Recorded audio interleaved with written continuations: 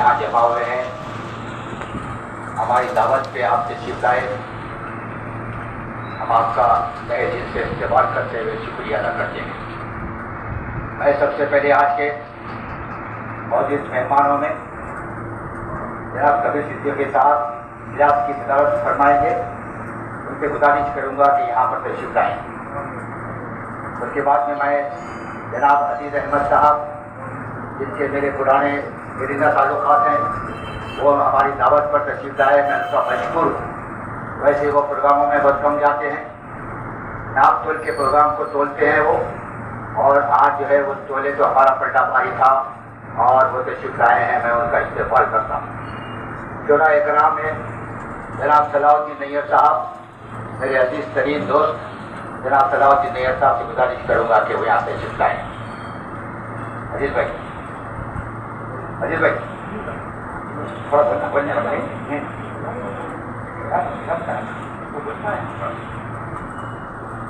अभी कुछ मेहमान बाकी हैं। सैयद उस्मान रशीद से गुजारिश करूंगा कि यहाँ तशरीफ लाएं। ये उर्दू जर्नलिस्ट एसोसिएशन के सदर हैं। आदि प्लीज कंट्रोल करो। मैं सबसे पहले मैं बिना कलाए पाक के लिए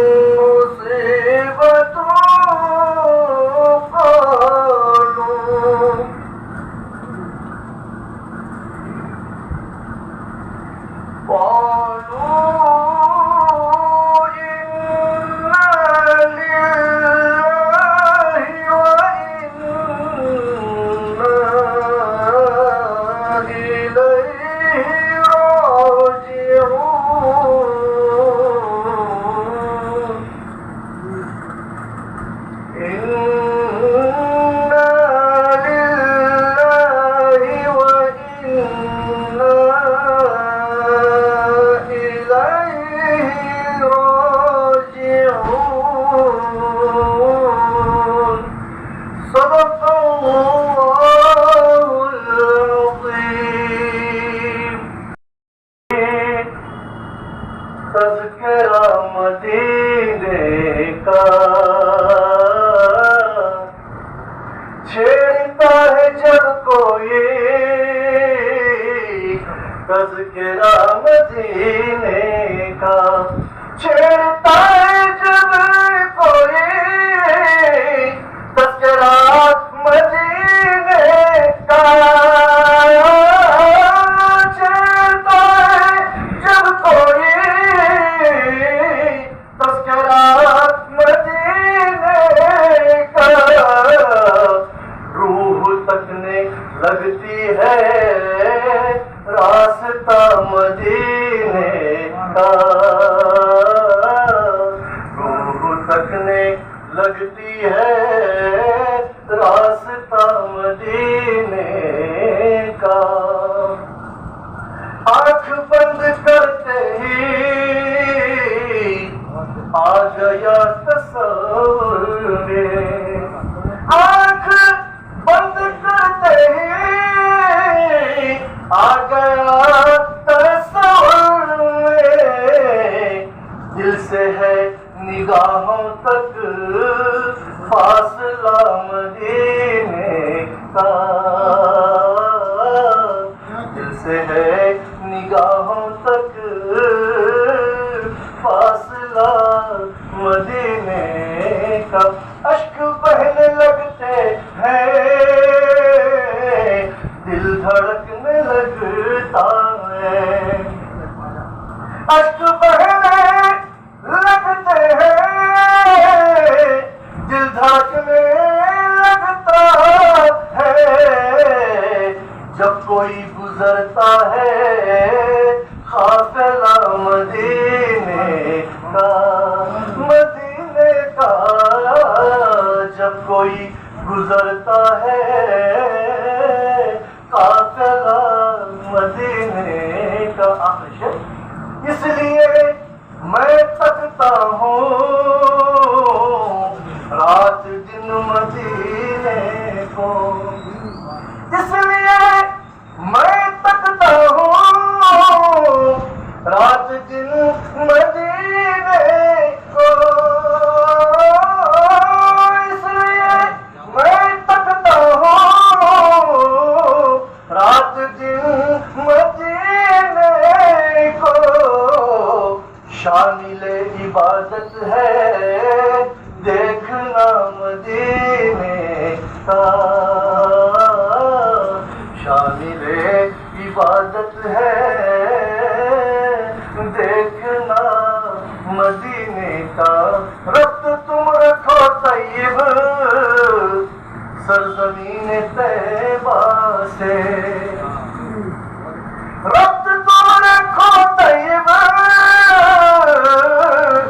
सरजमीन तैयबा से लाख रागतों का है रागता मदीने का छेड़ता है जब कोई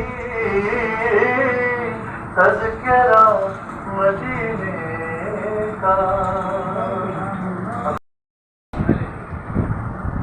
जनाब कबीर सिद्दीकी के साथ सगरे यासिर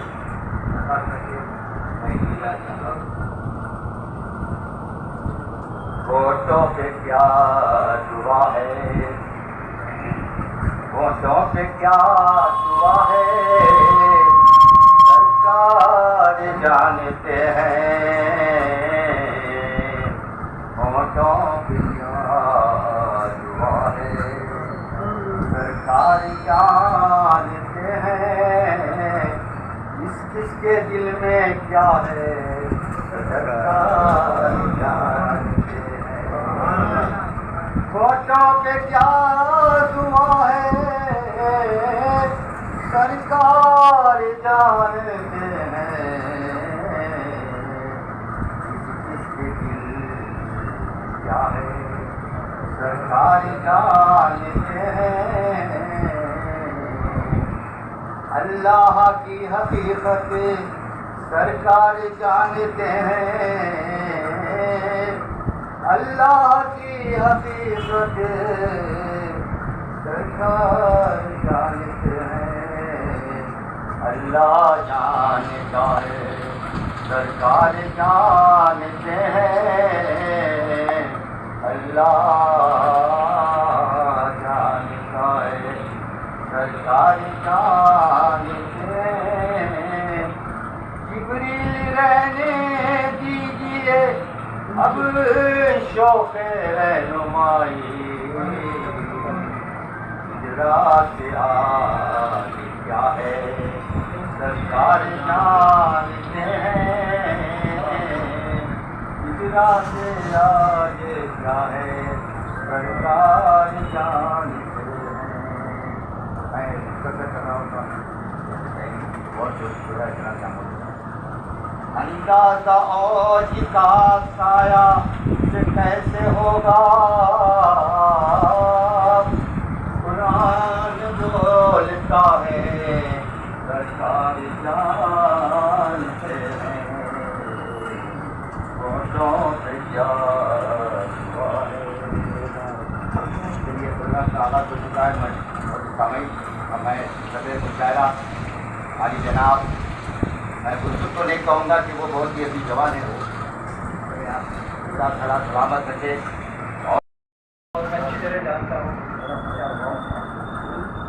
उनसे मेरी पहली मुलाकात मेरा पीरियड है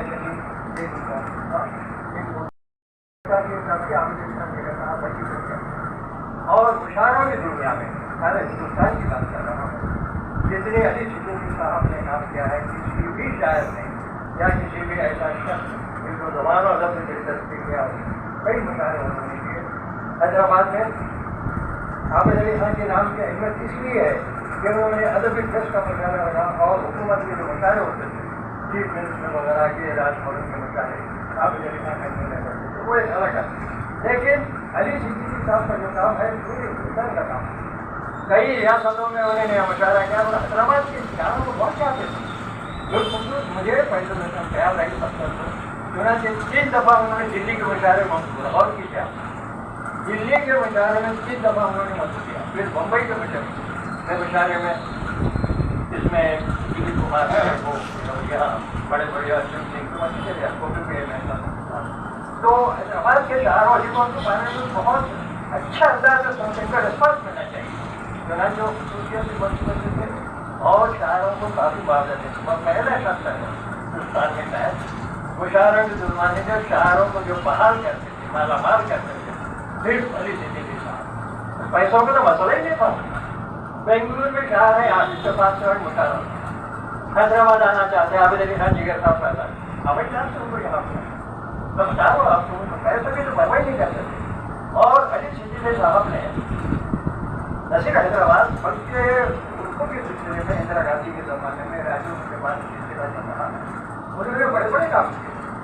और ऐसा महसूस होता है कि प्राइम मिनिस्टर है और जितने मिनिस्टर थे अर्जुन सिंह वगैरह में जिसका बहुत करता था कुछ भी नहीं, बिल्कुल आप ऐसे से दोस्ताना अंदाज में गुफ्तगू करते थे और उनके हर सबूत कामयाब रहती थी। बहुत अच्छे से मुझे एक दफ़ा मैंने कभी किसी को मशवरा दिया था कि वाली साहब इतना बड़ा काम किए, आप कुछ मत कीजिए, मैं यहाँ 2 दिन के हैदराबाद आते हैं, मैंने वाली काम किया, इसलिए कि बुजुर्गों को याद करना हमारी जिम्मेदारी है। हमारे बुजुर्गों ने बहुत ज़्यादा काम किया हैदराबाद के, अगर हम उनको भूल जाएंगे तो नहीं पाएंगे।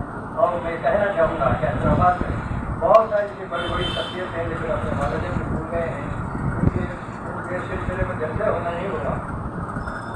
कई दफ़ा मुलाकात मैंने कभी किसी से ख्याल की कि आप अली साहब नबी के नाम से हुकूमत बनाइए और आपके सारे मुझे काम करेंगे, ताउन करते हैं।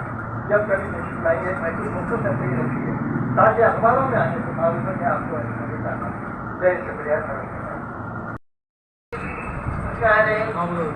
और शायरों के अलावा गवर्नमेंट के फंक्शन में भी मेरा शामिल होना ज़रूरी समझते थे। ये उनका बड़ापन था और बहुत ही खुश मिजाज, खुशदिल शख्सियत, मासूम शख्सियत, हमेशा मुस्कुराहट चेहरे पे सही भी रहते और हर एक से बहुत ही नरम अंदाज में मिलते। उर्दू के लिए उन्होंने जो कुछ किया है सारी दुनिया जानते हैं। इस ताल्लुक से मैं क्या अर्ज करूँ, काबिल तारीफ है। उर्दू में एक अपना ऐसा मुकाम बना कर चले गए वो ताक़यामत भारत रहेगा इंशाअल्लाह ताला।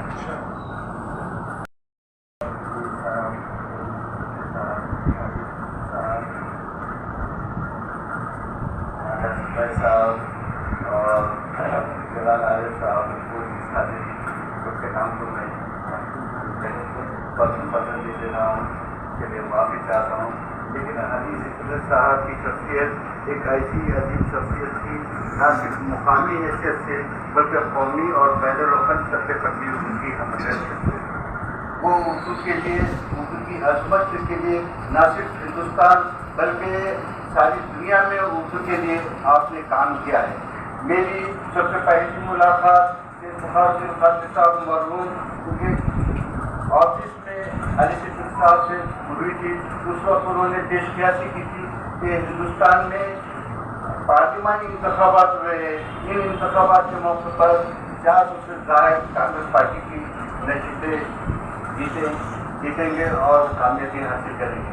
बहरहाल मेरी उनसे ज़्यादा मुलाकात नहीं रही, लेकिन उसके बावजूद उन्होंने इल्मी हैसियत से न सिर्फ उर्दू के मुकाम को बुलंद करने के लिए काम को आगे बढ़ाया। अगर वो आज होते तो रियासती असम्बली की जानिब से आज तेलंगाना के दौर हुकूमत में उर्दू जबान को मुकम्मल तरीके से बुनियादी सतह से प्राइमरी सतह से खत्म किया गया है, वो रहते तो इसके लिए भी वो जद्दोजहद करते और इसके लिए हमें काम को आगे बढ़ाने की ज़रूरत है। और उर्दू टीचर्स का प्राइमरी सतह से लेकर यूनिवर्सिटी सतह तक काम हुआ है, वो काम को आगे रहता और यूनिवर्सिटी भी आज उर्दू के जरिए तालीम के मामले में उर्दू जबान की एक मसला बनी हुई है। मैं ज़्यादा अर्ज किए बिना कबीर सिद्दीकी साहब के साहब चौधरी साहब और सबका शुक्रिया अदा करते हुए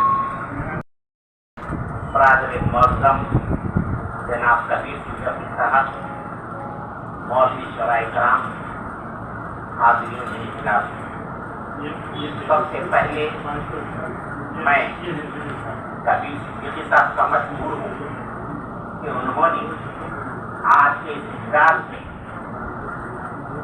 मुझे मदऊ किया और आपके सामने इज़हार ख्याल का मौका फराहम किया। जनाब अली सिद्दीकी साहब के बारे में मैं क्या कर सकता हूँ। सारी दुनिया जानती है कि अली सिद्दीकी साहब की पूरी जिंदगी एक जहद मुसलसल से इबारत है।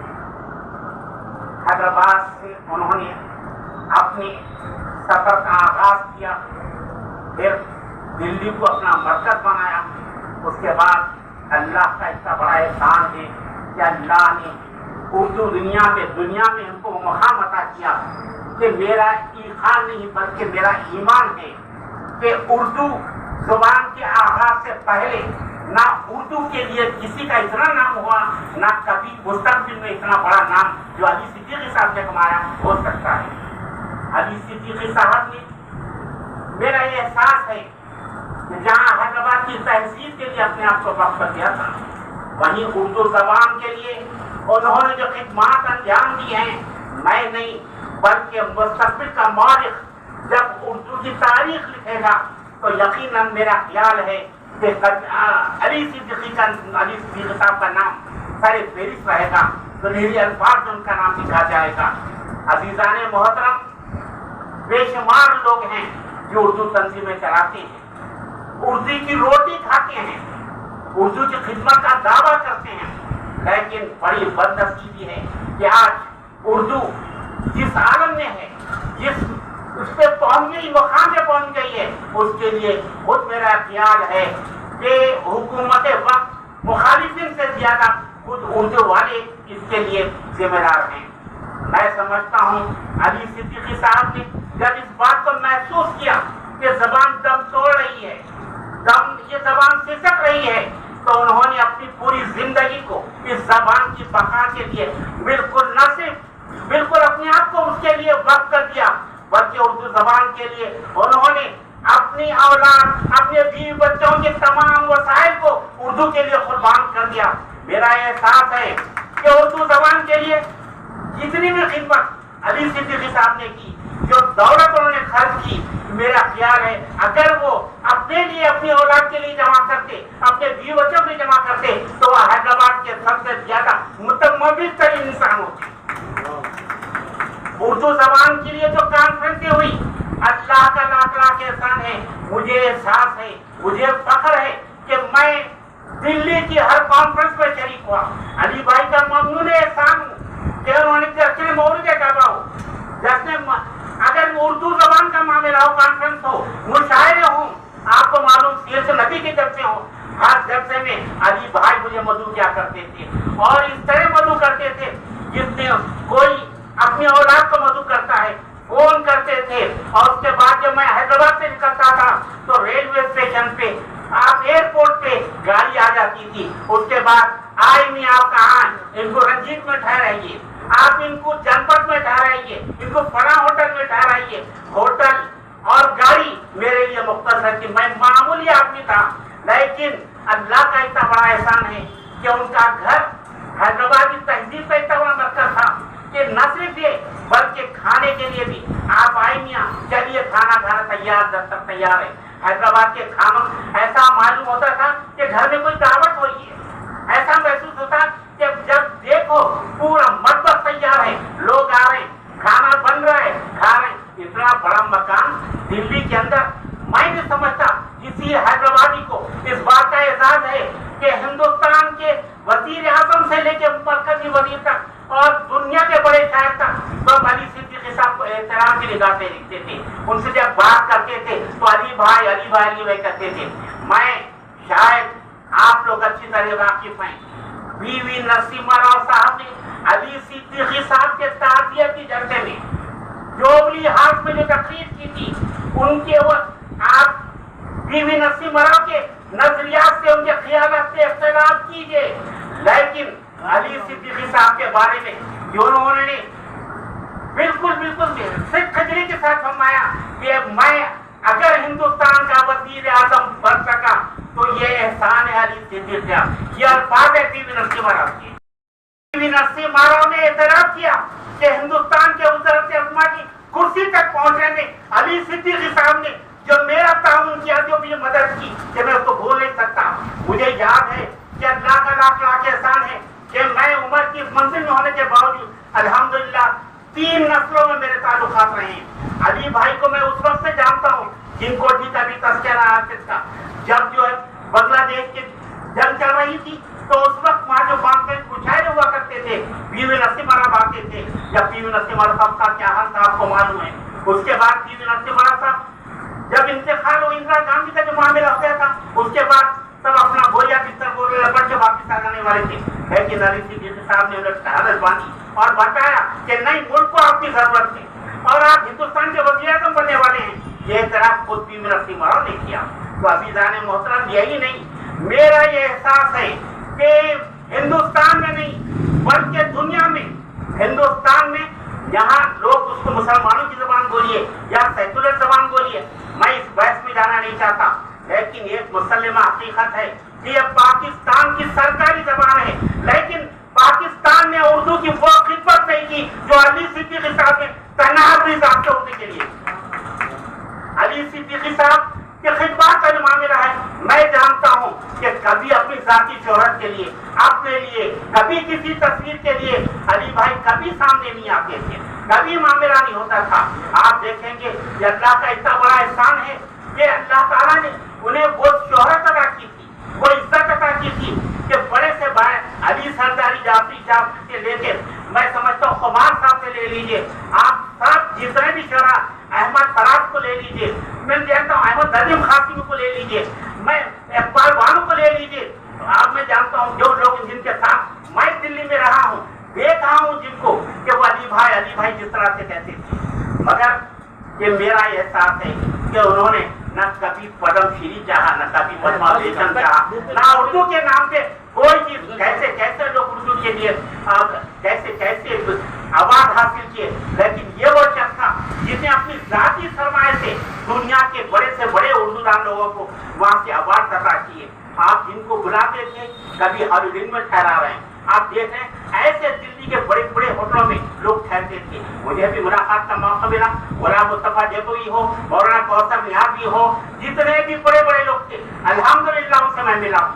जब मैं जानता हूँ हैदराबाद के भी शोरा को मैंने देखा है, शायद सलाउद्दीन नैयर साहब इस बात का एतराज करेंगे कि वो लोग जो हैदराबाद में अली सिद्दीकी साहब से मिलने से कतराते थे, ये बताना नहीं चाहते थे लोगों का अली सिद्दीकी साहब से मेरा ताल्लुक है। मैं उनके घर में उनके हाथ पांव पड़ते हुए देखा, बड़े से बड़े दानिश को देखा। मैं नाम नहीं लेना चाहता हूँ कि वो यहाँ बड़ी मोतबरी से बड़े पदमश्री भी हैं लोग, बहुत बड़े बड़े लोग हैं, मैं इनको जानता हूँ कि वो लोग कैसे दिल्ली में उनसे मिला करते थे। लेकिन वो शख्स उन लोगों का वही एहतराम करता था, वही इज्जत करता था। हैदराबादियों की जो इज्जत उनके दिल में थी, जैसा सलाउद्दीन नैयर साहब ने कहा, शोरा हो या हैदराबाद के साहबी हो, मैं मेरे उस्ताद एजाज फरीदी साहब, मैं समझता हूँ अली भाई ने ये किसी ने अगर एजाज भाई की खिदमत का एतराफ किया, उनकी सलाहियतों का एतराफ किया, तो वो सिर्फ अली सिद्दीकी साहब थे जिन्होंने एजाज फरीदी साहब की सलाहियतों को महसूस किया। मैं समझता हूँ कि अली भाई ने उर्दू जबान के लिए जो किया, हैदराबाद के लिए जो किया, और मैं समझता हूँ हजरत अली से उनकी जो अकीदत की, मोहब्बत की, जश्न मौलूद काबा, मैं नहीं समझता ईरान में इतना बड़ा कोई जब से ईरान जश्न मौलूद काबा हुआ या मुस्लिम कंट्री में हुआ जो उन्होंने दिल्ली के अंदर किया।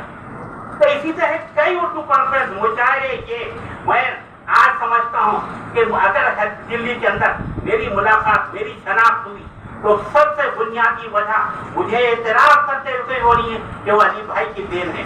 अली भाई ने दिल्ली में मेरी शनाख्त करवाई लोगों से। और जब देखिए आज मैं आपको बताना चाहूँगा, सिर्फ रखते थे, खिलाते थे। मैं आपको बता रहा हूँ, जब मैं वापिस होने का मौका मेरा नहीं बल्कि हैदराबाद के जितने शोरा हैं, अदीब हैं, मैं हूँ, साफी हैं, जब क्या आप कब जा रहे, कल जा रहे, परसों जा रहे, ठीक है, पट उनका जो सूटकेस हमेशा साथ रहता, वो सूटकेस बाजू रहता था, खोलते थे। उसके बाद यहाँ शॉपिंग कर लो। मैं बता रहा हूँ कि हैदराबाद के हर अजीब शान सब उनका ममनून एहसान है कि उन्होंने दाने दर में सुख ने उन लोगों की मदद की। आज उर्दू जबान यतीम हो चुकी है। आज हिंदुस्तान में कोई नहीं है जो उर्दू की वो खिदमत कर सके, उर्दू के लिए आवाज बुलंद कर सके जो अली सिद्दीकी साहब ने किया। मैं समझता हूँ कि अल्लाह ताला इस जबान की खिदमत के सिले में अल्लाह ताला उनकी मग़फ़िरत फरमाए। इन्होंने इस जबान को, जिसके अंदर हमारा मजहबी असासा भी है, कि उसके लिए अपनी पूरी जिंदगी को वक्त की। कि मैं ममनून हूँ कबीर सिद्दीकी साहब का, मैं उनसे ख्वाहिश करूंगा कि वो शख्स जो सारी दुनिया में इतने बड़े जलसे करा, आज हम यहाँ बैठे हुए हैं। मैं चाहता हूँ कि ऐसा बड़ा मुशायरा हैदराबाद के अंदर हो, हिंदुस्तान के अंदर हो, दुनिया भर से लोग आए, अली सिद्दीकी साहब को अपना जख्म पेश करें। मैं समझता हूँ अगर हम वो काम कर सकेंगे तो यकीनन हम कुछ कर सकेंगे। आज ये जो मुझे मौका इनाम किया गया, मैं आपका बेहद ममनून और मशकूर हूँ। शुक्रिया। मैं आज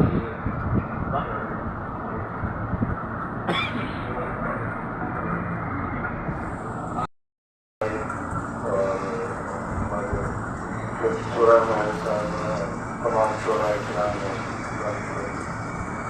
आप लोग सब यहाँ तशरीफ ले आए, बड़ी खुशी हुई। और बस मैं थोड़ा सा, आप अजीज भाई ने तो सारी चीज़ें बता दी, सब वाक़यात क्या रहे हैं।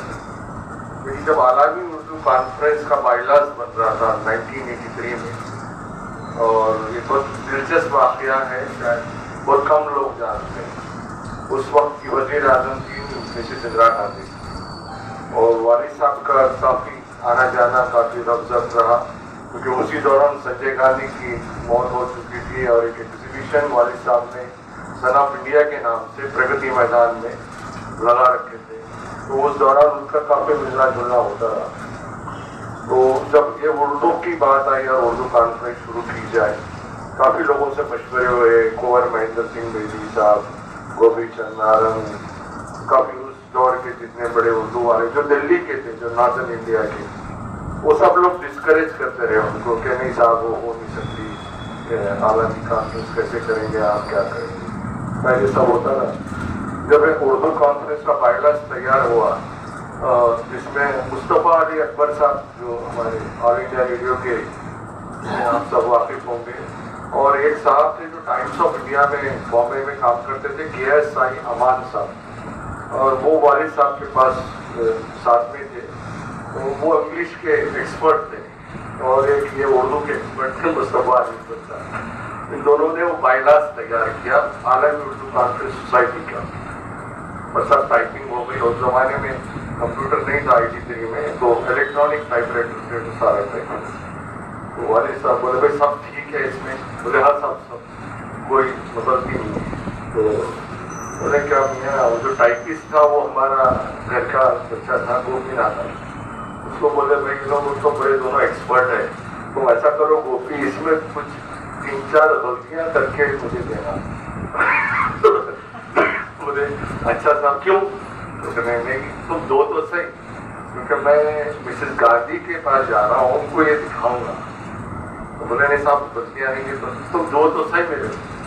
तो हर गोपी ने कुछ सेंटेंस, कुछ स्पेलिंग मिस्टेक्स गड़बड़ कर दिए, कुछ छोटी मोटी गलतियाँ, और वो टाइम लेके उनका अपॉइंटमेंट था मिसेस गांधी के पास, वो ले गए। कहने लगे अम्मा कहते थे उनको, अम्मा मैं एक उर्दू की कॉन्फ्रेंस करना चाहता हूँ वर्ल्ड की, और सब उर्दू वालों को मैं बुलाना चाहता हूँ। तो बड़े खुशी हुई उनको, उन्होंने कहा बिल्कुल करिए आप। उन्होंने कहा देखिए मैं महिला का एम्स और ऑब्जेक्ट बनवाया हूँ और ये बड़े एक्सपर्ट लोगों ने बनाया है। बस पढ़े लिखे, मैं तो अनपढ़ जाहिल हूँ, मुझे तो कुछ आता नहीं, तो मैं आपसे गुजारिश करूँ एक नज़र आप इस पे मार देखिए। तो मैडम के हाथ में हमेशा एक पेन या पेंसिल होती थी जब उनके ऑफिस में बैठती, तो वो 2 पेज का ही था, ज़्यादा लंबा नहीं था, एम्स ऑब्जेक्ट्स में ज़्यादा नहीं होते, 1 पेज या 2 में। वो देखने लगी और उसको मार्किंग करने लगी, वो काटने लगी और लिखने लगी। तो बोली सिद्दीकी साहब ने किससे बनवाया है? सिद्दीकी जी। मैंने कहा साहब मैं तो अनपढ़ आदमी, मुझे नहीं, वही टाइम्स ऑफ इंडिया के बहुत बड़े एडिटर हैं और वो वहाँ थे और ये वैसे। तो नहीं आप पता नहीं किन लोगों से लिखवाते हैं, ये सही नहीं है। तो उन्होंने कहा अम्मा आप करेक्शन कर दीजिए, तो उन्होंने पूरे करेक्शन किए। तो फिर वो ले आए, तो उन्होंने कहा कि ये मेरे लिए एक सनद बन गई, ये मिसेस गांधी ने करेक्ट करके दिया है बायलाज को। तो मैं चाहता था कि उनके ये हाथ की लिखी हुई राइटिंग जहाँ उन्होंने काट के लिखा था, तो उन्होंने कहा कि मैं उनसे चाहता था कि मेरे लिए सर्टिफिकेट है कि मिसेस गांधी ने इस बायलाज को देखा और करेक्ट। तो वो रजिस्ट्री है और वो आज भी मेरे पास है, जो मिसेस गांधी ने जहाँ जुमले काटे और उसको लिखे दोबारा।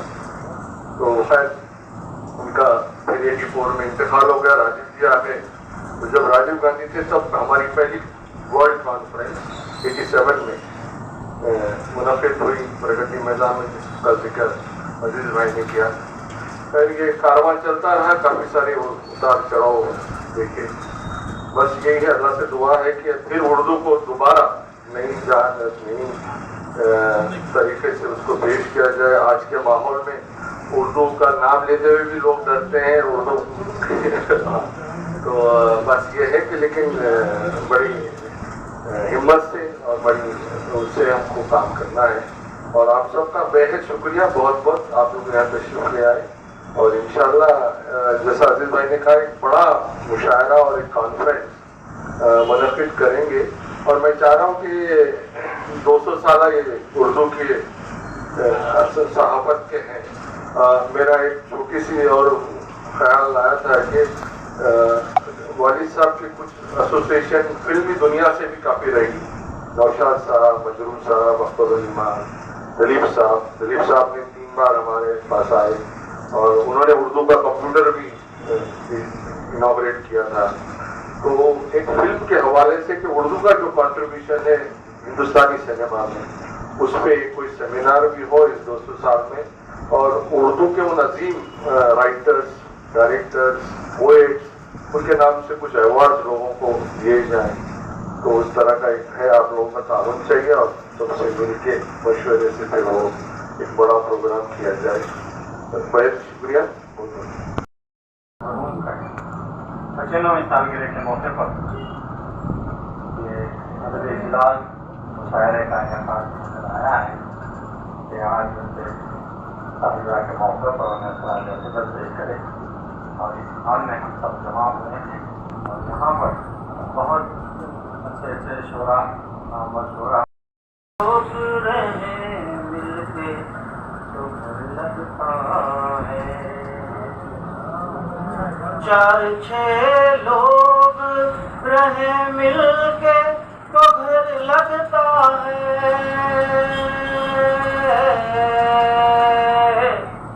वरना घर अपना उदासी का खंडर लगता है, वरना घर अपना उदासी का खंडर लगता है, वरना घर अपना उदासी का खंडर लगता है। और मुझको डर लगता है खंजर से ना तलवारों से, मुझको डर लगता है खंजर से ना तलवारों से, आज के दौर के इंसानों से डर लगता है, आज के दौर के इंसान से डर लगता है। और ये शेर पर यहाँ क्या है, 4 मीनार को देखा तो ख्याल आने लगा, 4 मीनार को देखा तो ख्याल आने लगा, हैदराबाद मोहब्बत का नगर लगता, हैदराबाद मोहब्बत का नगर लगता है, हैदराबाद मोहब्बत का नगर लगता है। गम के तूफान में भी जो लोग हंसा करते हैं, गम के तूफान में भी जो लोग हंसा करते हैं, उनके सीने में तो पत्थर का शिकर लगता है, उनके सीने में तो पत्थर का शिकर लगता है। एक शेर और देखिए, जंगल की तरफ आज उन्हें शहर के इंसानों से डर लगता है, आज उन्हें शहर के इंसानों से डर लगता है। और यहाँ पे चैन से बीत रहा है मेरा जीवन यारो, चैन से बीत रहा है मेरा जीवन यारो, ये मेरी माँ की दुआओं का असर लगता है, ये मेरी माँ की दुआओं का असर लगता है, चैन से बीत रहा है मेरा जीवन यारो, ये मेरी माँ की दुआओं का असर लगता है, ये मेरी माँ की दुआओं का असर लगता है। और मतलब शायरी खेल नहीं यारों से कह दो अक्षय, शायरी खेल नहीं यारों से कह दो अक्षय, खर्च होता है लहू खूने जिगर लगता है, खर्च होता है लहू खूने जिगर लगता है, 4-6 लोग रहे मिलके तो घर लगता है, वरना घर अपना उदासी का खंडर लगता है, वरना घर अपना उदासी का खंडर लगता है। फूल समर देता है सिर्फ साया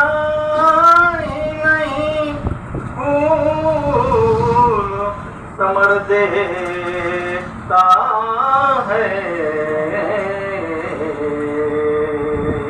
क्या क्या इंसान को ये बेदाम शजर देता है।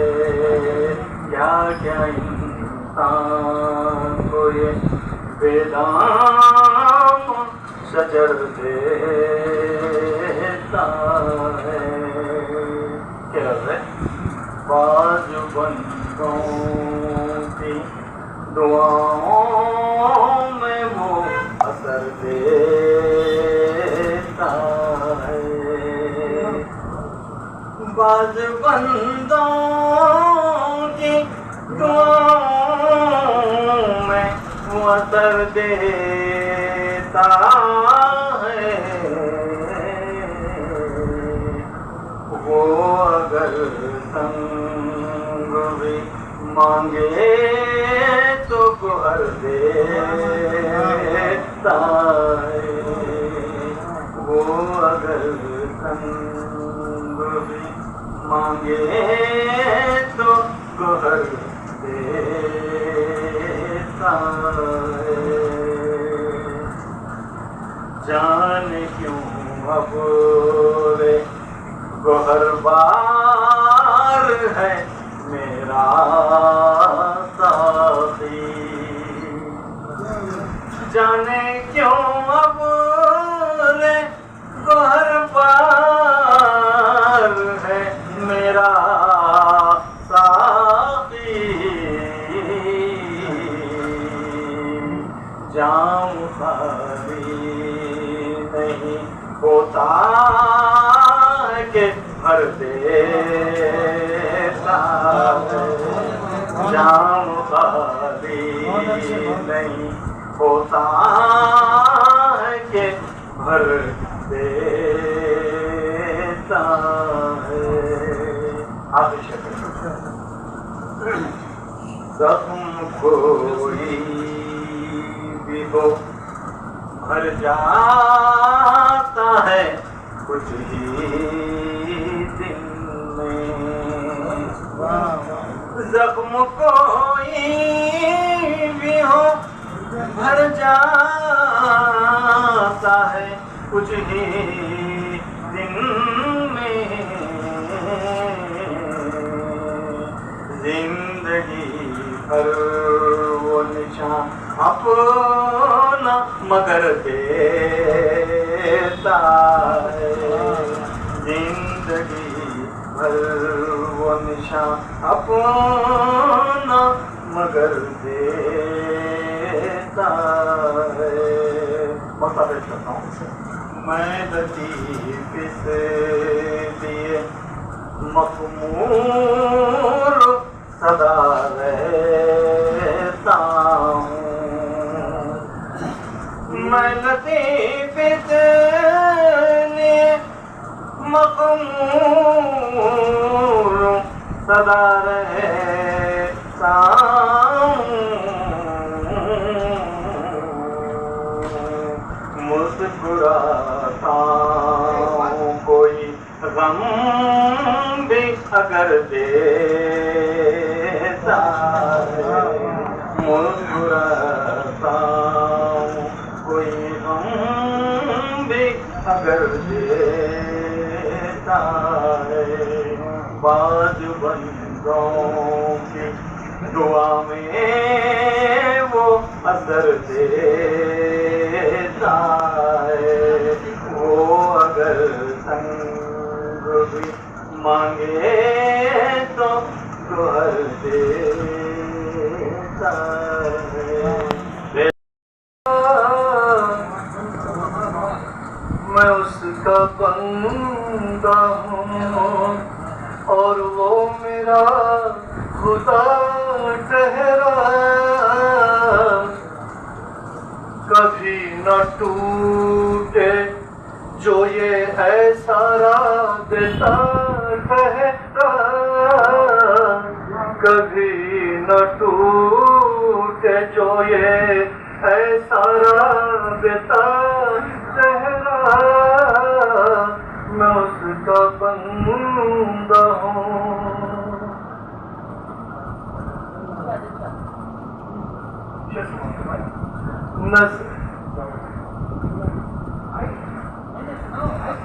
नजर से गुजरे हैं यूं तो हजार चेहरे,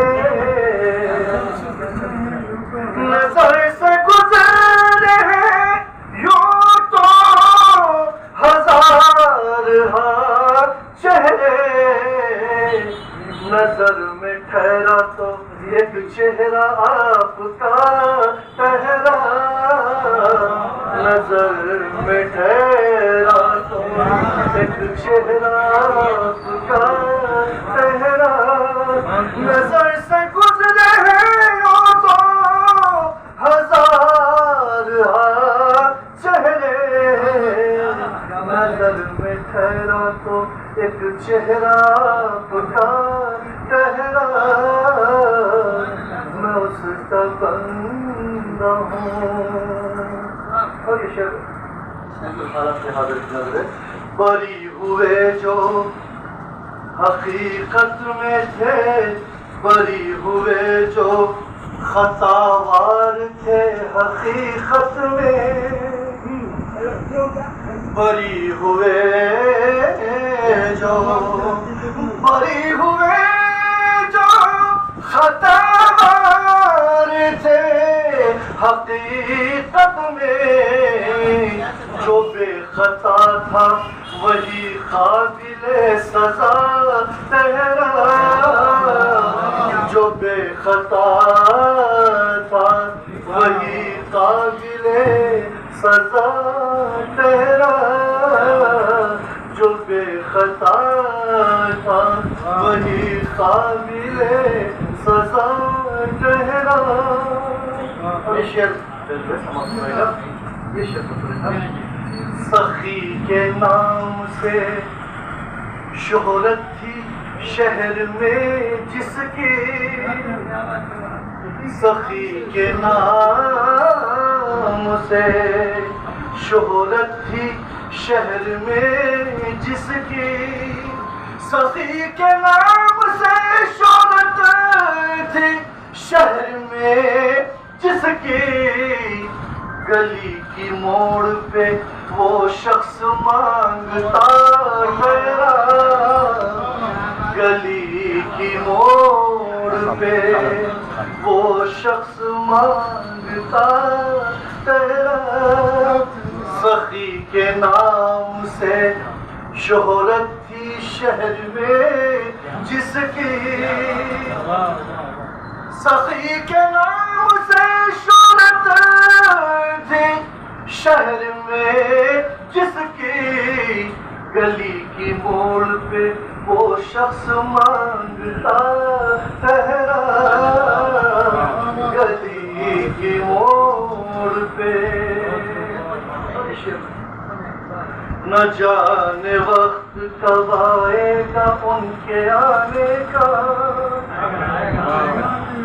न जाने वक्त कब आएगा उनके आने का, न जाने वक्त कब आएगा उनके आने का, तमाम उम्र में रास्ता ही देखता ठहरा, तमाम उम्र में रास्ता ही देखता ठहरा, न जाने वक्त कब आएगा उनके आने का,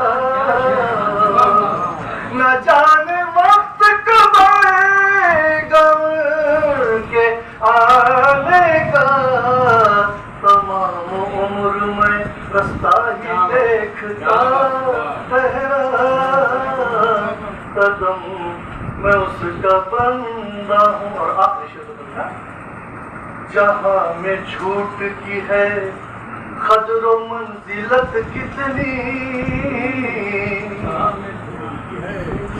जहाँ में झूठ की है कदर मंजिलत कितनी, जहाँ में झूठ की है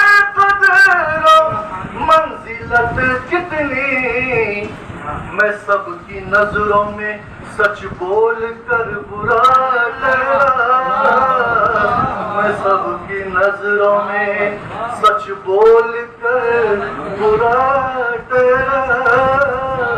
जहां में झूठ के कदर मंजिलत कितनी, मैं सबकी नजरों में सच बोल कर बुरा ठहरा। गजल समझता है, मैं उनकी चाह में मिटने के बाद भी तैब, मैं उनकी चाह में मिटने के बाद भी तैब, नजर में उनकी हमेशा ही बेवफा ठहरा, नजर में उनकी हमेशा ही बेवफा ठहरा। मैं उसका बंदा हूँ। आते जाते रास्ते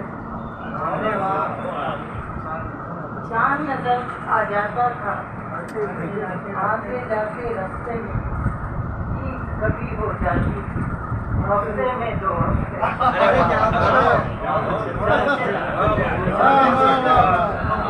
चांद नजर आ जाता था, आते जाते रास्ते में ईद कभी हो जाती, हफ्ते में 2 हफ्ते।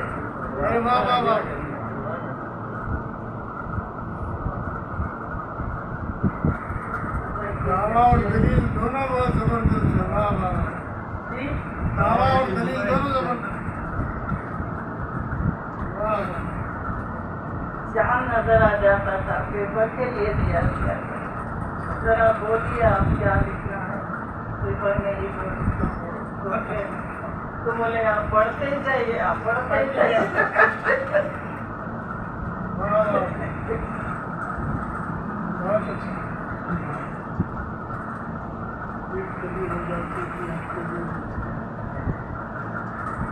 नई खुशबू के चर्चे हैं चमन में, नई खुशबू के चर्चे हैं चमन में, नए अंदाज से कुछ फूल खिले हैं, नए अंदाज से कुछ फूल खिले हैं। वो मुझसे मिलने वाले थे, मिले हैं, वो मुझसे मिलने वाले हैं, वो मुझसे मिलने वाले थे, मिले हैं, बदल के सिलसिले ही बदल के सिलसिले ही सिलसिले हैं। और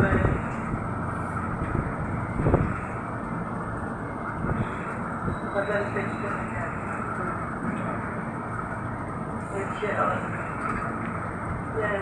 लगी जो चोट अचानक मुझे ख्याल आया,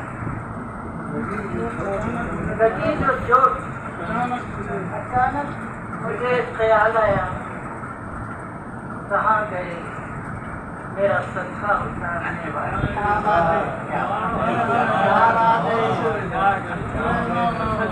लगी जो चोट अचानक मुझे ख्याल आया, कहाँ गए मेरा सदका उतारने वाले,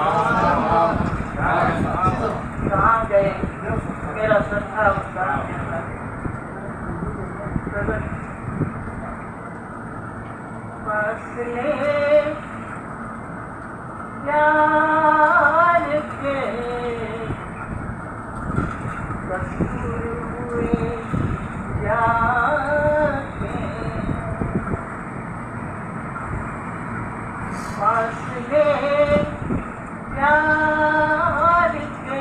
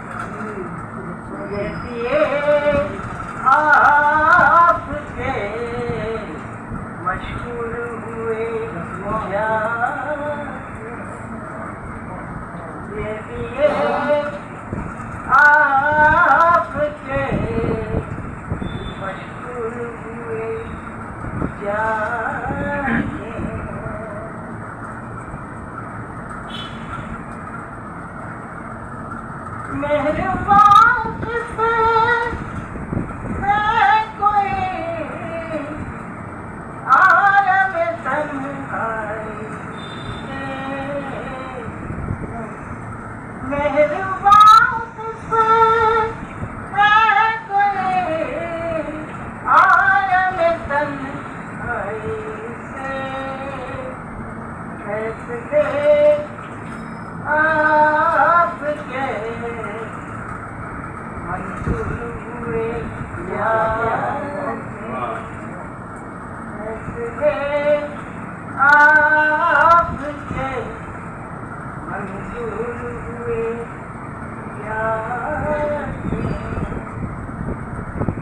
बेटियां तूने वही नाम हमारा क्यों न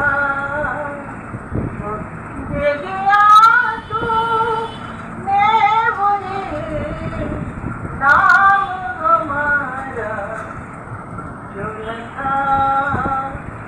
अब उसी नाम से मशहूर हुए अब उसी नाम से मशहूर हुए जिंदगी तहर के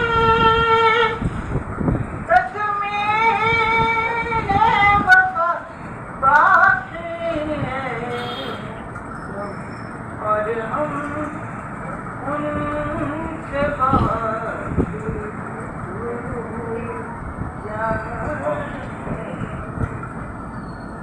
और हम उनसे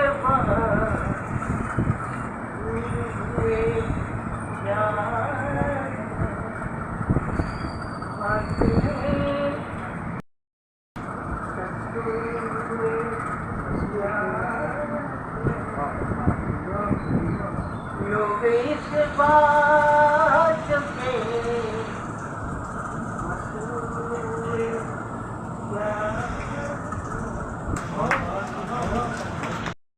चली है बात जब दिल की तो दिल की बात कर लेंगे चली है बात जब दिल की तो दिल की बात कर लेंगे सितम जो भी हुआ उसका हम बिल्कुल असर लेंगे खता जिसकी भी हो इल्जाम सारे अपने सर लेंगे खता जिसकी भी हो इल्जाम सारे अपने सर लेंगे जुदाई की सियाह रातों पे हमें चांद धर लेंगे जुदाई की सियाह रातों पे हमें चांद धर लेंगे और जमाना देखता रह जाए कुछ ऐसा हुनर लेंगे जमाना देखता रह जाए कुछ ऐसा हुनर लेंगे जमाना देखता रह जाए कुछ ऐसा हुनर लेंगे खुशी खुशी देकर तुम्हें तुमसे नया दर्दे जिगर लेंगे खुशी देकर तुम्हें तुमसे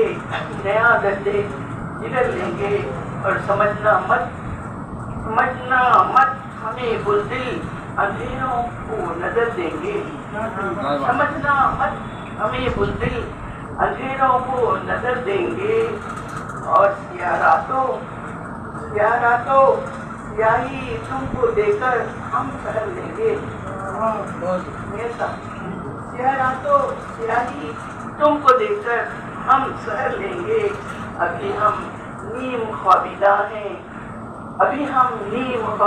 हैं जरा आराम कर लेंगे अभी हम नीम ख्वाबिदा हैं कुछ आराम कर लेंगे जरा बेदार हो जाएं तो फिर दुनिया की खबर लेंगे जरा बेदार हो जाएं तो फिर दुनिया की खबर लेंगे और अगर दुनिया है ये मख्तल मसीहा है अगर खातिल अगर दुनिया है ये मख्तल मसीहा है अगर खातिल तो हम भी जान लेने वालों में हो जाएंगे शामिल और दिलों में नफरतें हो तो गुजारा कैसे मुमकिन है दिलों में नफरतें हो तो गुजारा कैसे मुमकिन है और अगर बेदर्द सिद्धि है, अगर बेदर्द सिद्धि हो, सहारा कैसे मुमकिन है। तड़प दोनों दिलों में हो, तड़प दोनों दिलों में हो, कसक दोनों दिलों में हो, बस तड़प दोनों दिलों में हो, कसक दोनों दिलों में हो, फिदा हो जाए दोनों दिल, ललक दोनों दिलों में हो। मजा जब था, मजा जब था कि तुम भी मुझ पे मरते जैसे मैं मरती। तुम्हारी सदा पर फख्र बेशक मैं किया करती। मोहब्बत मैंने समझाई शुजाअत से, मुरब्बत से, लताफत से, इनायत से, रिफाकत से, मोहब्बत से। मोहब्बत मैंने समझाई शुजाअत से, मुरब्बत से, लताफत से, इनायत से, रिफाकत से, मोहब्बत से। मोहब्बत जिंदा रहती है, सदा पाइंदा रहती है। ये तो मेरे मोहब्बत मेरी उल्फत ये कहती है, समझता है कि ये मेरा दिल मचलता है, ये मेरा दिल मचलता है। फकत तेरे लिए हमदम मुनव्वर दिल ये जलता है। फकत तेरे मेरी आवाज बहुत ही ज्यादा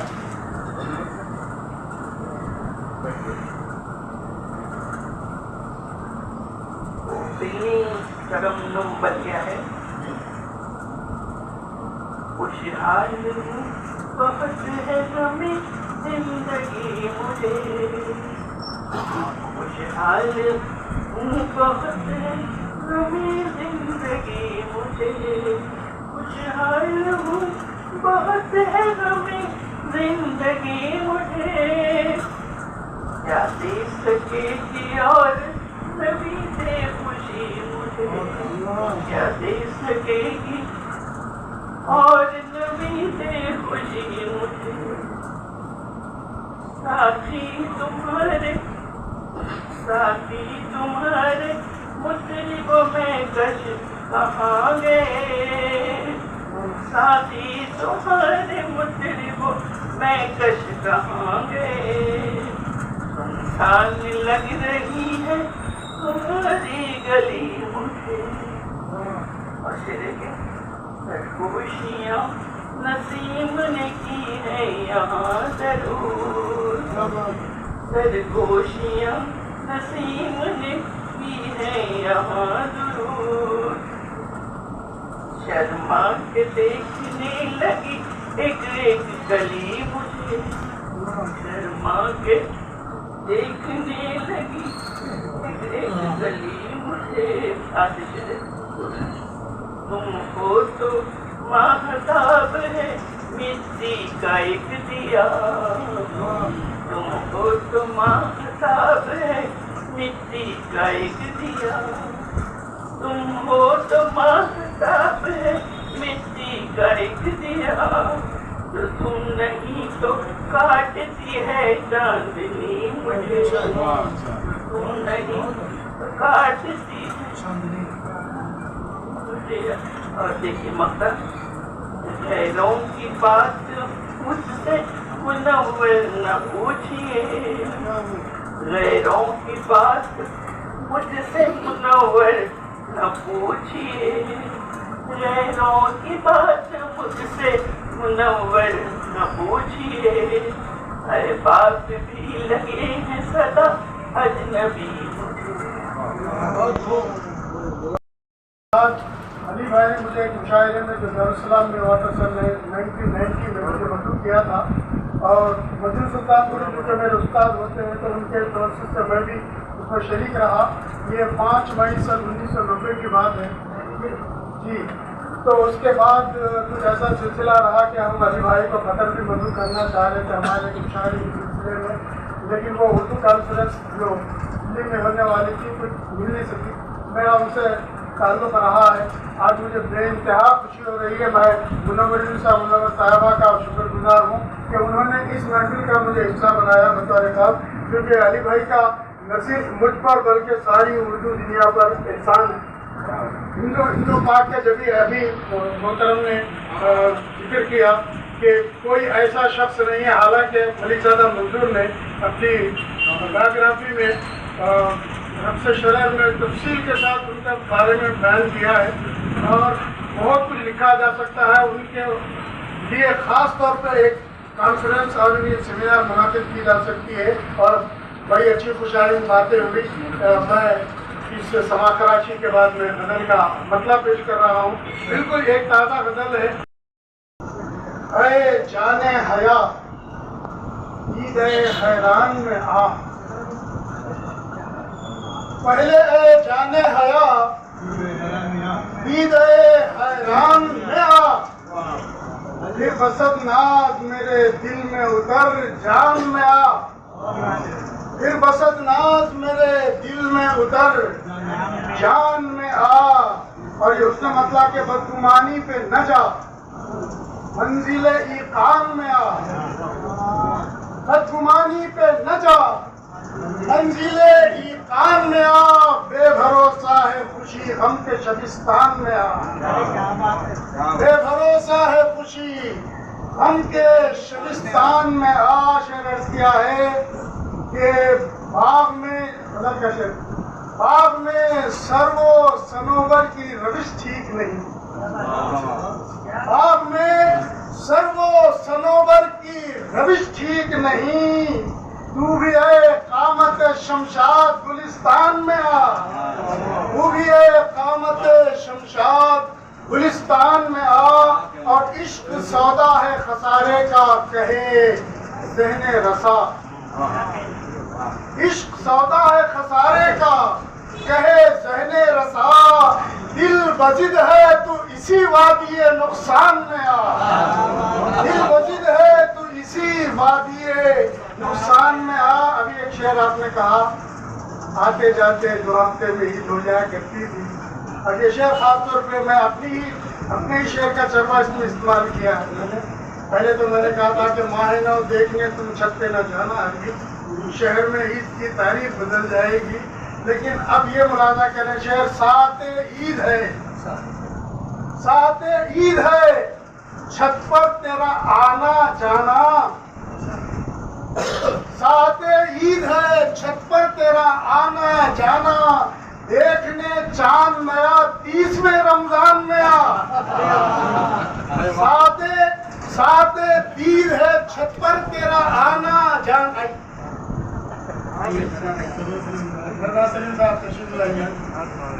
आफ्ताब सफर तशरीफ ला चुके हैं, महाताब का जिक्र हो रहा था।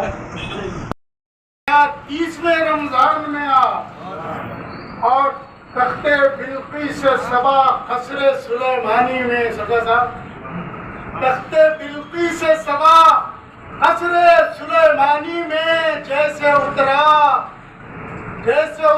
तू गजल खाने विजदान में आ, तख्ते बिल्किस से सबा कसरे सुलेमानी में जैसे उतरा तू गजल खाने विजदान में आ। और आखिरी शेर गजल का कि मत दिखा अहले मोहब्बत को अना के जौहर,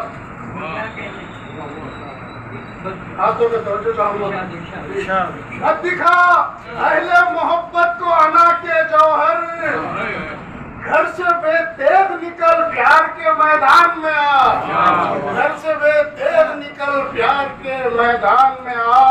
और ये मक्ता बनाना पड़ा है, मुलाजा करें कि बागे दिल अब भी उसी पल में मुअत्तर है जलील, बागे दिल अब भी उसी पल से मुअत्तर है जलील, था पड़ा जिसमें सुखन तेरा मेरे कान में आ, जब था पड़ा जिसमें सुखन तेरा मेरे कान में। बदल का मतलब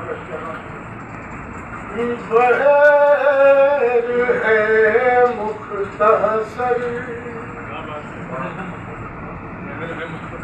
आफिया तंग है, बहेर है मुख्तसर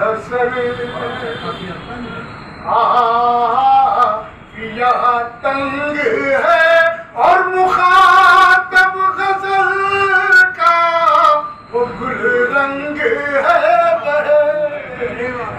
मुख्तसर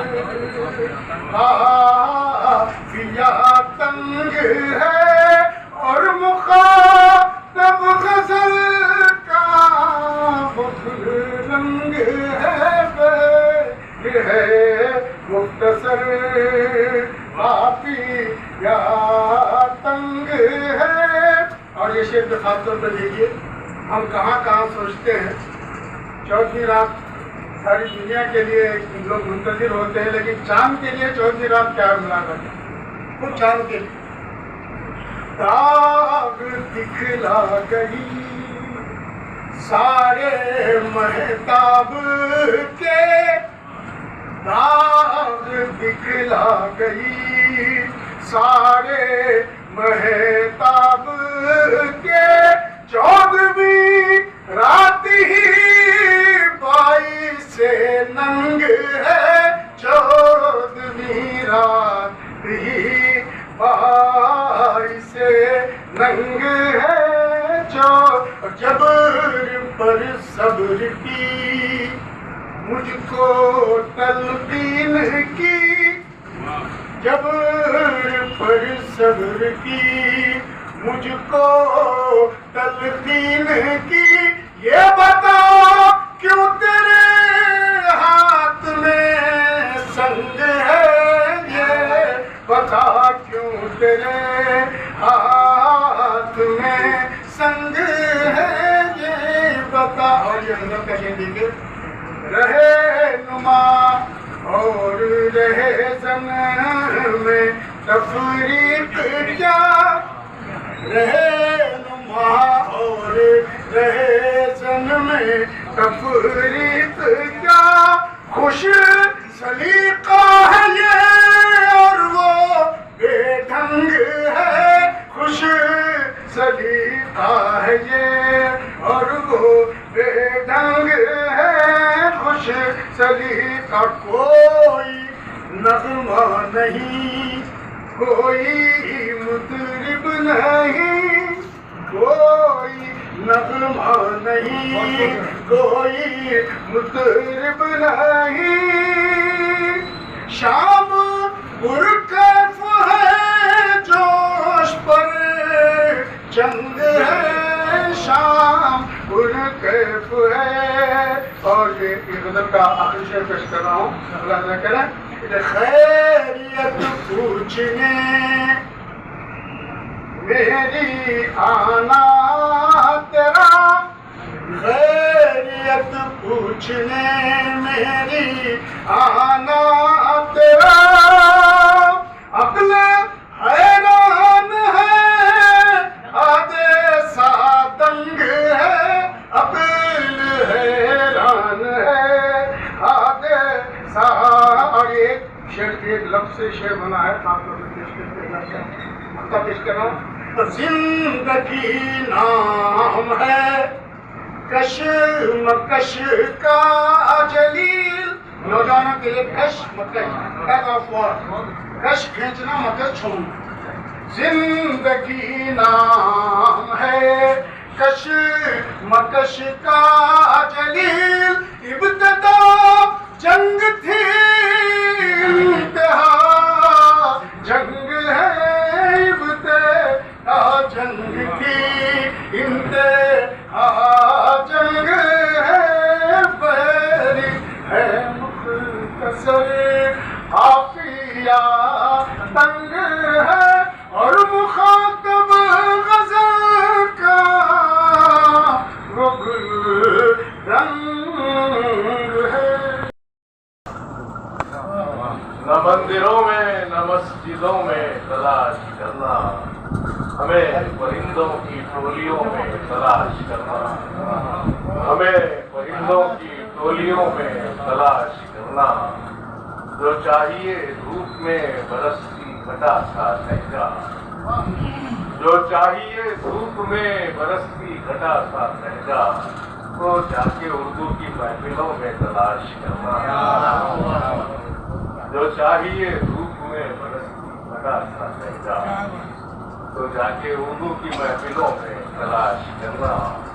और कहता हूँ कि इस कदर प्यारी प्यारी पलकें हैं, इस कदर प्यारी प्यारी पलकें हैं, नींद से खाली खाली पलकें हैं, नींद से खाली खाली पलकें हैं। कौन से ख्वाब देखते हो तुम, कौन से ख्वाब देखते हो तुम, कितनी रोशन तुम्हारी पलकें हैं। से ख्वाब देखते हूँ, कितनी रोशन तुम्हारी पलकें हैं, कितना मदहोश हो गया हूँ मैं, कितना मदहोश हो गया हूँ मैं, खुद फरामोश हो गया हूँ मैं, कितना मदहोश हो गया हूँ मैं, खुद फरामोश हो गया हूँ मैं।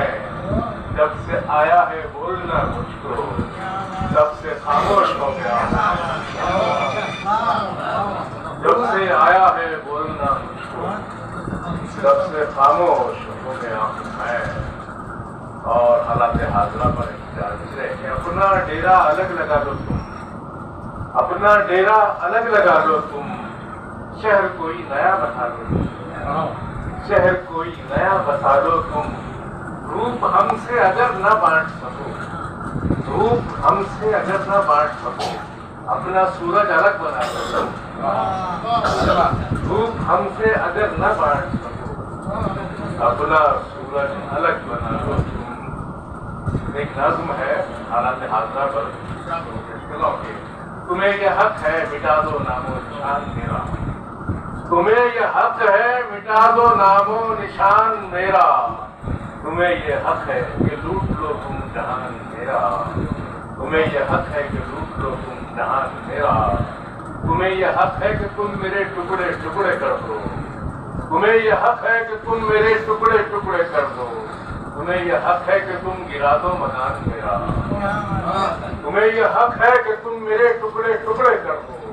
तुम्हें ये हक है कि तुम गिरा दो मकान मेरा, तुम्हें ये हक है कि तुम हड़प लो जमीन मेरी, तुम्हें ये हक है कि तुम हड़प लो जमीन मेरी।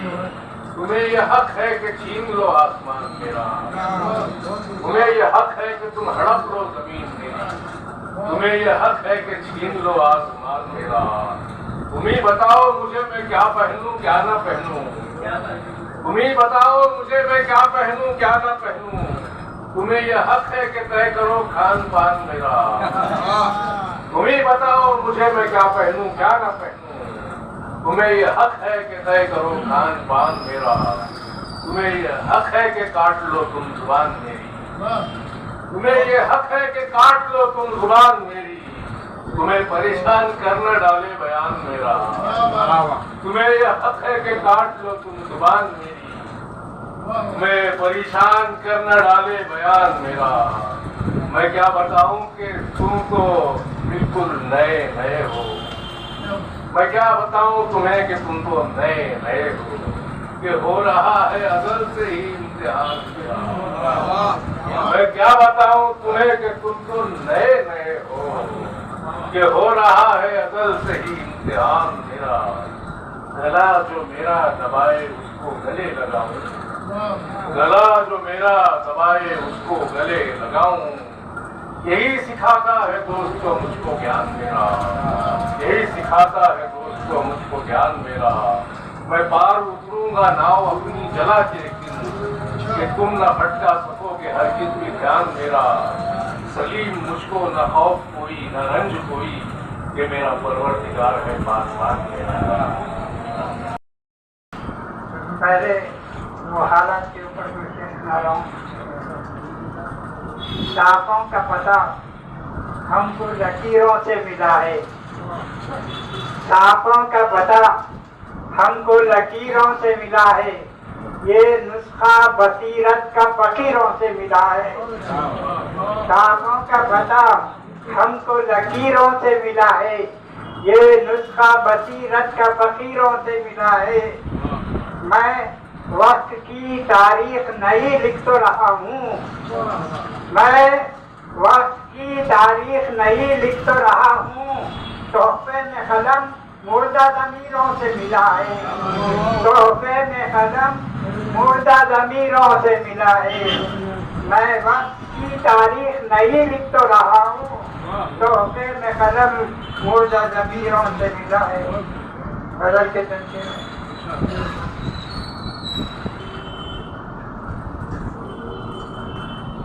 हम का पत्थर किसने फेंका जिंदगी की झील में, गम का पत्थर किसने फेंका जिंदगी की झील में।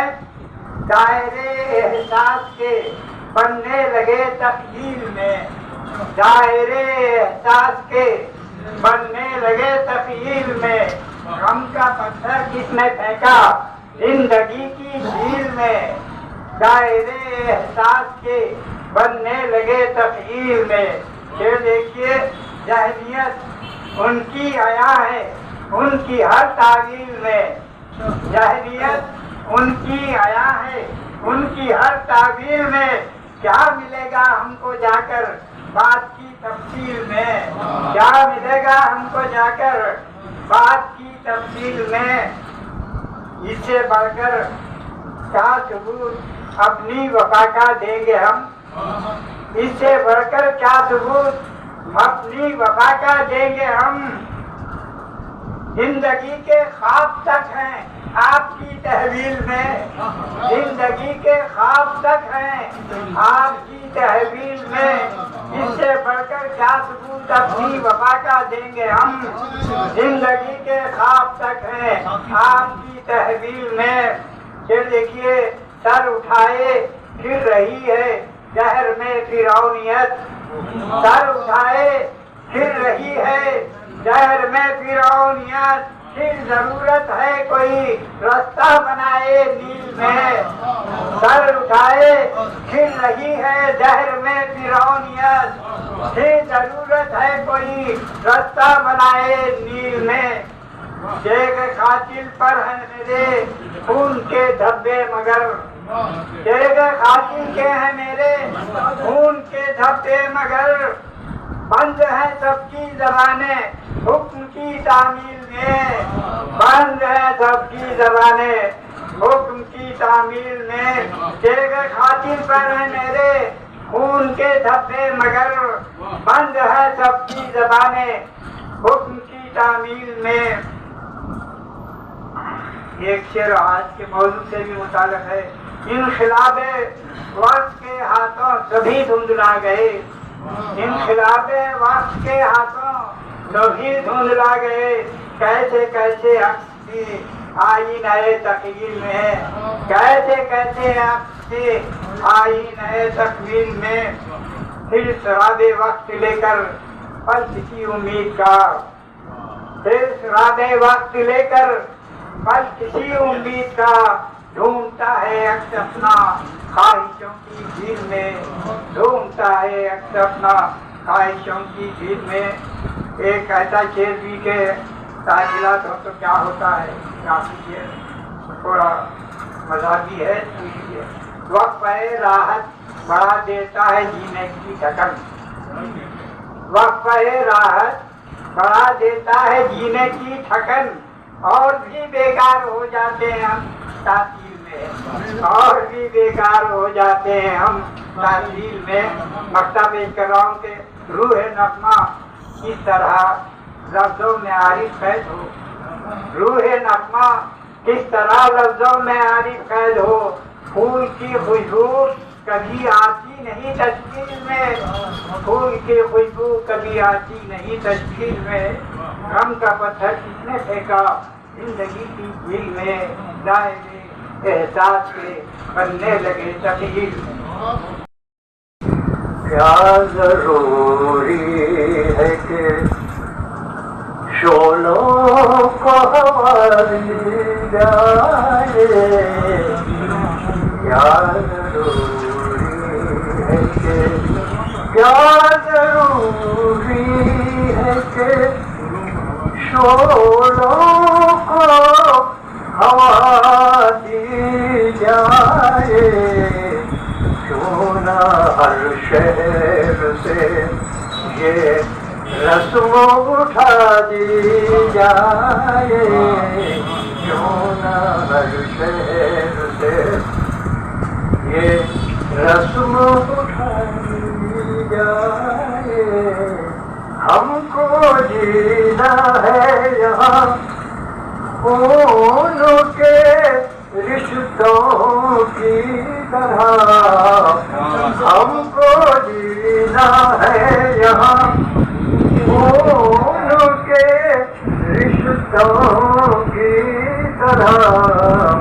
फासले हों तो ये दीवार गिरा दी जाए, हमको जीना है यहाँ फूलों के रिश्तों की तरह, फासले हों तो ये दीवार गिरा दी जाए। कौन हासिल है यहाँ अपने रफीकों के सिवा, कौन हासिल है यहाँ अपने रफीकों के सिवा, कौन हासिल है यहाँ अपने रफीकों के सिवा। सब भले लोग हैं, किस किसको सजा दी जाए, और खातिर है यहाँ अपने रफीकों के सिवा। सब भले लोग हैं, किस किसको सजा दी जाए। दोबारा इरशाद। कौन हासिल है यहाँ अपने रफीकों के सिवा, भले लोग हैं, किस किस को सजा दी जाए। भले लोग वो खताकार तो सूली पे दो मुझको, वो खताकार तो सूली पे दो मुझको, क्यों मेरे जुर्म की औरों को सजा दी जाए, क्यों मेरे जुर्म की उतना ही पाँव से जंजीर का रिश्ता होगा, उतना ही पाँव से जंजीर का रिश्ता होगा, जिस कदर कैद की मियाद बढ़ाई जाए, उतना ही पाँव से जंजीर का रिश्ता होगा, जिस कदर कैद की मियाद बढ़ाई जाए।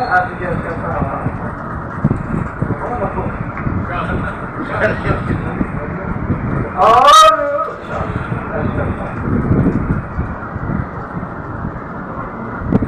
आज तक मैंने तुझे और से देखा ही नहीं, आज तक मैंने तुझे और से देखा ही नहीं, जिंदगी क्यों ना तेरी उम्र बढ़ाने जाए।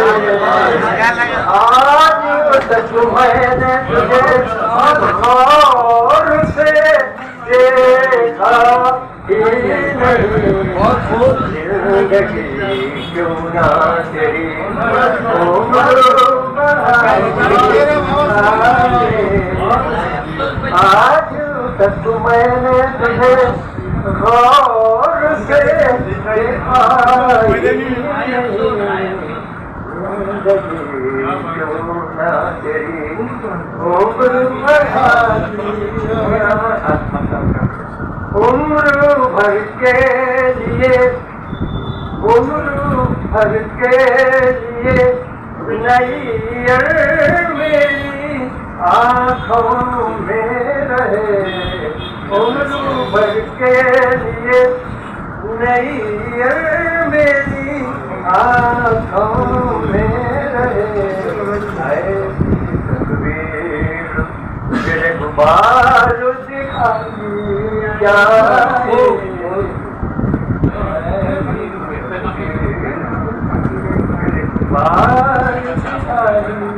आज तक मैंने तुझे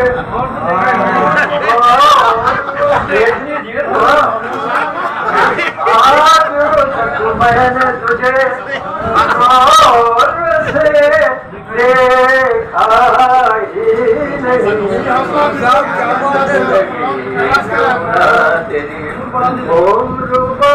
ही नहीं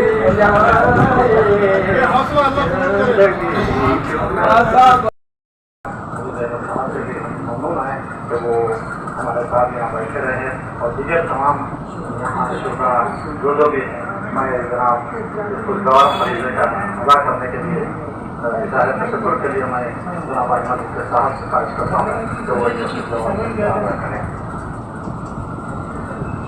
भाई और ये ख़वातीन और हज़रात, आपकी बेशी सवारी हमारे लिए सबके लिए बाइज़ इज़्ज़त अफ़ज़ाई है। आइंदा भी आप देख लिए हैं ये हॉल हमारे आरएबी फाउंडेशन के सदर मेरे छोटे भाई जनाब कबीर सिद्दीकी साहब ने कुछ दिनों पहले ऐलान किया था ये उर्दू वालों के लिए ये हॉल मुख्तस है कि कोई फीस नहीं ली जाएगी, कोई हाल की कीमत नहीं ली जाएगी, लेकिन जो उर्दू की खिदमत करना चाहते हैं मुशायरे प्रेस कॉन्फ्रेंस ऐसी उर्दू के लिए यहाँ पर कर सकते हैं। तो मैं आप तमाम हज़रात का मशकूर हूँ कि इस महफिल को आपने कामयाब बनाया है। अब मैं आप लोगों के लिए काम का इंतज़ाम है, आप जैसे वैसे बैठे हैं यहाँ बैठे बैठिए, कुछ देर में 5 मिनट में आपके खाने के इंतजाम हो जाए।